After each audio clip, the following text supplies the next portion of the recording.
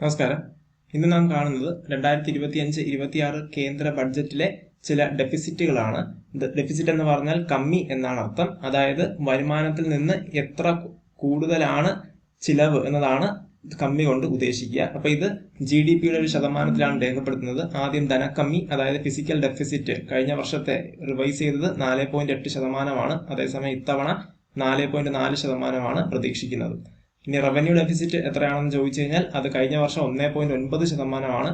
2025-26 പ്രതീക്ഷിക്കുന്നത് 1.5%. Effective revenue deficit കഴിഞ്ഞ തവണ 1% അത് ഇത്തവണ 0.3% കുറയ്ക്കാനാണ് ശ്രമിക്കുക. അടുത്ത നാലാമത് പ്രൈമറി ഡെഫിസിറ്റ് 1.3% കഴിഞ്ഞ തവണ, ഇപ്പോൾ അത് 0.8%. അപ്പോൾ സർക്കാർ ഡെഫിസിറ്റുകൾ കുറച്ചു കൊണ്ടുവരുന്നതാണ് നമുക്ക് കാണാൻ കഴിയുന്നത്. കഴിഞ്ഞ കുറച്ച് വർഷങ്ങളായിട്ട് തന്നെയാണ് ചെയ്തുകൊണ്ടുവരിക. അപ്പോൾ ഇതുമായി ബന്ധപ്പെട്ട് PSC സ്ഥിരം ചോദ്യം ചോദിക്കാറുണ്ട്.